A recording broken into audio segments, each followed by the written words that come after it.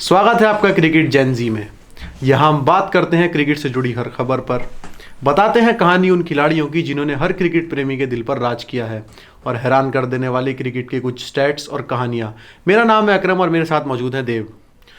तो बता दें कि हमारे इस शो के 3 सेगमेंट्स हैं। पहला है क्रिकेट करेंटली, जिसमें हम दुनिया भर में हो रहे क्रिकेट मैचेस पर बात करेंगे। दूसरा हमारा सेगमेंट जो है उसका नाम है जेंटलमैन्स ऑफ द गेम, जिसमें हम क्रिकेट के दिग्गजों के बारे में आपको बताएंगे। और तीसरा है unsaid stories and compelling facts, जिसमें हम कुछ शॉकिंग फैक्ट्स और कहानी आप तक पहुंचाएंगे। तो शुरू करते हैं हमारा पहला सेगमेंट, जिसका नाम है क्रिकेट करेंटली। तो सबसे पहले जो हम क्रिकेट करेंटली में हम जिस टॉपिक पर बात करेंगे वो है इंडिया और ऑस्ट्रेलिया। जैसा कि हम देख सकते हैं कि आकाशदीप ने आज फॉलो ऑन इंडिया के लिए बचाया है। 252 रन तक उन्होंने इंडिया को पहुंचा दिया। तो क्या थॉट्स हैं आपके इस मुझे बिल्कुल लग रहा था सुबह का सेशन दूसरा सेशन जैसा गया कि फॉलो ऑन इंडिया को मिल जाना चाहिए, और उसके बाद मेरे को लग रहा था कि 2 दिन तक इंडिया बैटिंग करे अपना और ये ड्रॉ बचा ले। पर अब जब फॉलो ऑन बचा ही लिया है इंडिया ने, तो अब कल तो यही होगा कि अगर सुबह के सेशन में विकेट हमारा गिरना पक्का है।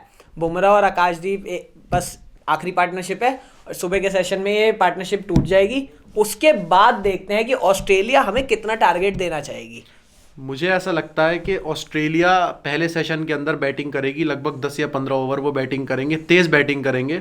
और उसके बाद वो कोशिश करेंगे कि इंडिया को 300 रन के अंदर अंदर 2 सेशंस के अंदर आउट करें। लेकिन ये लगभग इम्पॉसिबल है, क्योंकि इंडिया 2 सेशन तो बैटिंग कर जाएगा जैसे उनकी हमारी बैटिंग है। पिछली बार गाबा में ऐसा ही कुछ सीन हुआ था कि ऑस्ट्रेलिया ने सोचा था हम इंडिया को टारगेट दे देते और इन्हें आउट कर देते, और गाबा फोर्ट्रेस हो गया था पिछली बार। लेकिन इस बार मुझे लगता नहीं कि ऐसा कुछ होगा, क्योंकि पिछली बार की बैटिंग में और इस बार की बैटिंग में हमारे पास सबसे बड़ा अंतर है पुजारा। नॉर्मल गाबा जो था वो एक एबरेशन था, उसे हम कह सकते हैं कि वो कभी एक नॉर्मलाइज चीज़ नहीं थी। वो होने में 100 मैचों में कहीं एक बार होने वाली चीज़ थी। तो मेरे हिसाब से इंडिया काफ़ी पीछे है इस टेस्ट मैच में भी और इस टेस्ट सीरीज में भी। जैसा हम देख सकते हैं कि बुमराह के ऊपर वर्कलोड मैनेजमेंट ठीक से होना चाहिए। वर्कलोड उन पर काफ़ी बढ़ता जा रहा है और लगभग 25, 26, 27 ओवर वो एक दिन के डाले उन्होंने। तो मुझे ऐसा लगता है कि बुमराह को मैनेज करना पड़ेगा इंडिया को ठीक से, वरना तो हो सकता है कि हमें एक और इंजरी देखनी पड़े बुमराह के साथ। अब हमारे पास शमी इंजर्ड है, अब आकाशदीप ने अपना बैटिंग में अच्छा कर दिया, लेकिन एक ऐसा बुमराह का साथ ही फास्ट बॉलर हमें कमी पड़ रही है, क्योंकि हमारे पास सिराज है तो, लेकिन वो जितना एग्रेशन दिखा रहे हैं उतनी परफॉर्मेंस उनकी तरफ से भी मिल नहीं पा रही है बॉलिंग में खासकर। तो शमी इंजर्ड है। अब हम ये नहीं चाहते कि बुमराह भी इंजर्ड हो जाए, क्योंकि आने वाले टाइम पे अभी चैंपियंस ट्रॉफी भी आ रही है, तो वो मेन इवेंट है। तो ट्रेविस हेड पर आपके क्या थॉट्स हैं? क्योंकि एक हेडेक की तरह इंडिया देख रहा है उन्हें। लगभग हर इंपॉर्टेंट मैच में ट्रेविस हेड इंडिया के सामने आ जाते हैं और इंडिया के रोहित के सामने आ जाते हैं। रोहित से कुछ पर्सनल फ्यूड है शायद ट्रेविस हेड का। लगभग हर बड़े मैच में उनकी परफॉर्मेंस कमाल की है। तो ट्रेविस हेड पर आपके क्या थॉट्स हैं? कोई प्लान इंडिया के पास उन्हें रोकने के लिए?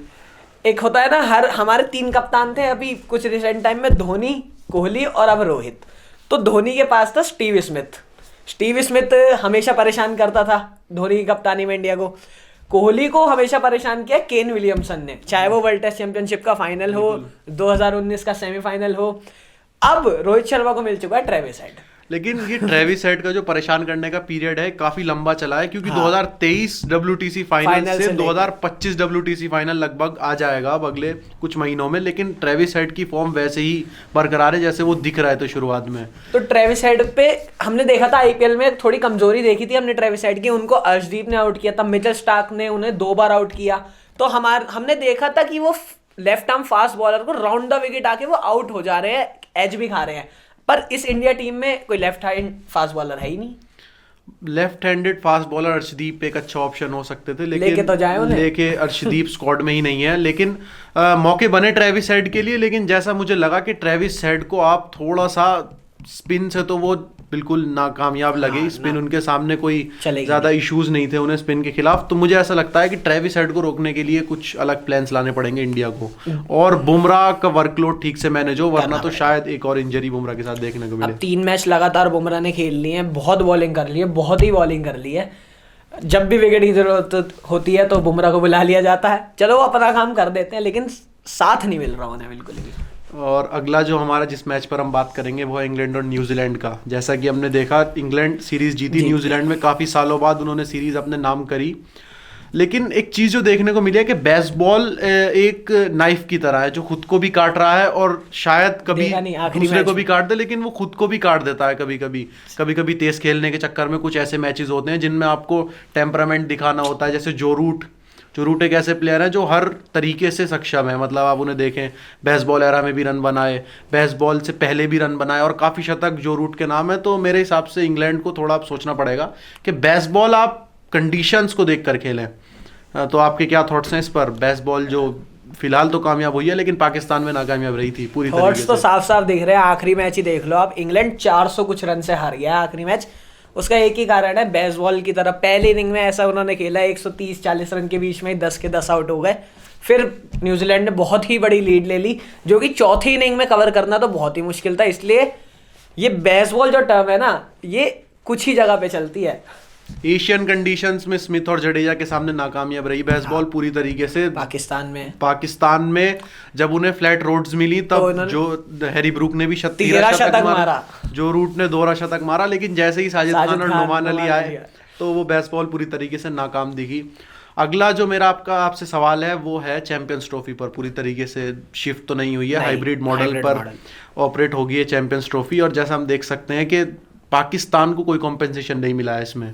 देखा जा रहा है कि शायद अब पाकिस्तान इंडिया ना आए 2026 के लिए, हो सकता है। पाकिस्तान की कमेटी ने साफ साफ बोल दिया है कि हम 2026 T20 वर्ल्ड कप के लिए इंडिया ट्रैवल नहीं करेंगे, हमें भी हाइब्रिड मॉडल चाहिए। लेकिन ऐसा होगा तो बिल्कुल नहीं। बीसीसीआई ऐसा मानेगी तो नहीं, क्या कहना है उनका कि श्रीलंका में मैचेस हों इंडिया के पाकिस्तान से। लेकिन मुझे ऐसा लगता है कि ये एक एज अ क्रिकेट फैन उस पर्सपेक्टिव से देखा जाए तो ये थोड़ा सा गलत है, क्योंकि अगर पाकिस्तान को देखें 2010 से उन्होंने काफ़ी कुछ झेला है और कुछ सालों पहले ही टीम्स आनी शुरू हुई, वहाँ पे टूर करना शुरू किया। तो पाकिस्तान सेफ कंट्री तो है, लेकिन वही गवर्नमेंट इश्यूज़ हैं इंडिया के लिए, तो इस वजह से शायद इंडिया ना ही मतलब आने वाले टाइम में भी शायद ट्रैवल ना करे पाकिस्तान।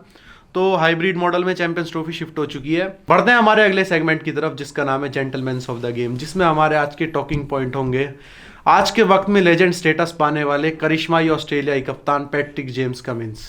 तो क्या थॉट्स हैं आपके पैट्रिक जेम्स कमिंस पर? अभी के टाइम में ऑस्ट्रेलिया क्रिकेट में शायद सबसे बड़ा नाम पैट्रिक जेम्स कमिंस ही है। उनके 2 फॉर्मेट के कप्तान हैं, उन 2 फॉर्मेट के कप्तान हैं जिसमें ऑस्ट्रेलिया आज वर्ल्ड चैंपियन है। दोनों उनकी कप्तानी में वर्ल्ड चैंपियन रही है ऑस्ट्रेलिया। और Patrick James Cummins, PAT Cummins, जिन्हें साइलेंसर कहा जाता है, अभी उनको आईपीएल में हैदराबाद की कप्तानी भी मिली हुई है। पिछले सीजन उन्होंने फाइनल तक अपनी टीम को पहुंचाया। तो अभी के समय में उनका सिक्का चल रहा है और वो काफी अपने अच्छे लेवल पे खेल रहे हैं। बता दें कि पैट कमिंस का डेब्यू 2011 में साउथ अफ्रीका के खिलाफ वांडरर्स स्टेडियम में हुआ। वहां पर सबको लगा था कि इनमें काफ़ी पोटेंशियल है, काफ़ी अच्छी बॉलिंग कराई जैक स्कैलिस को और बाकी साउथ अफ्रीकन प्लेयर्स को। लेकिन जब देखा पैट कमिंस को ऑस्ट्रेलिया ने तो वो समझ चुके थे कि ये एक हीरा है जिसे हमें संभाल के रखना पड़ेगा। 2011 के बाद 2015-16 तक काफ़ी इंजरी कंसर्न्स रहे पैट कमिंस के साथ, काफ़ी बार इंजर्ड हुए पैट कमिंस। लेकिन जब उन्होंने वापसी करी तो बहुत कमाल की करी। लेकिन 2017 तक 18 तक भी वो उस तरीके से एक उन्होंने स्टैचर नहीं अपना बनाया था। लेकिन जब वो कप्तान बने तब उन्होंने कमाल की कप्तानी करी। और जो एक मुझे एक अच्छी चीज़ लगती है पैट कमिंस की कप्तानी में कि हर खिलाड़ी अपने आप को एक्सप्रेस करता है। उन्होंने सब खिलाड़ी को मौका दिया है। वो खुद अच्छे बैट्समैन भी हैं। वो नीचे आके जो टेलेंडर्स के साथ खेलना होता है। अब इसमें सबसे बड़ा एग्जांपल ले लो, अब 2023 का वर्ल्ड कप का सेमीफाइनल, साफ लग रहा था कि साउथ अफ्रीका मैच निकाल के ले गई, ऊपर के बैट्समैन आउट कर दिए थे। लेकिन ट्रेविस हेड और मिचेल स्टार्क दोनों टेलेंडर्स ने मिलके पूरा मैच निकाल लिया और वो फाइनल भी जीते। ट्रेविस हेड तो कमाल की बैटिंग करी थी सेमीफाइनल में। लेकिन एक पैट कमिंस की एक जो कप्तानी में एक अच्छा पॉइंट मुझे लगता है वो ये है कि पैट कमिंस हर खिलाड़ी की बात सुनते हैं। जब भी आप देखेंगे कि उनकी टीम जब खेलती है तो ऐसा लगता है कि पैट कमिंस हर खिलाड़ी के पीछे हैं। बैक है उनके पास मैक्सवेल को आप देखें, मैक्सवेल के साथ वो कमाल की पार्टनरशिप कौन भूलेगा जब उन्होंने अफगानिस्तान के खिलाफ लगभग 60 बॉलें रोकी। तो पैट कमिंस कमाल के कप्तान हैं और इस टाइम मुझे ऐसा लगता है कि पैट कमिंस से बड़ा कप्तान वर्ल्ड क्रिकेट में नहीं है। हाँ, इस टाइम पहले इनके पास रिकी पॉन्टिंग थे और अब पैट कमिंस भी उसी लेवल तो नहीं कहूंगा, क्योंकि रिकी पॉन्टिंग ने 3 वर्ल्ड कप लगातार जीते थे। जिस सेटबैक से ऑस्ट्रेलिया गुजर रही थी जब उन्होंने स्मिथ और वार्नर को खोया था, उसके बाद ये कुछ लेजेंड्स थे जिन्होंने संभाला ऑस्ट्रेलिया को। और ये ट्रियो जो है शायद हमें कुछ फाइनल ईयर्स हैं इनके करियर के शायद देखने को मिले, लेकिन पैट कमिंस अभी न्यू है।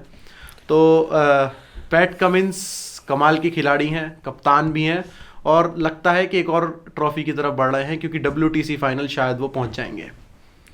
बढ़ते हैं हमारे अगले सेगमेंट की तरफ जिसका नाम है कंपेलिंग फैक्ट्स, जिसमें हम आपको कुछ फैक्ट्स बताएंगे जो कि लगभग इम्पॉसिबल है किसी को भी बिलीव करना। पहला जो हमारा एक मैं आपसे पूछना चाहूँगा कि ऐसा कौन सा कीपर है जिसका सबसे ज़्यादा स्ट्राइक रेट है इंडियन क्रिकेट हिस्ट्री में टेस्ट में? मेरे हिसाब से शायद ऋषभ पंत का हो सकता है।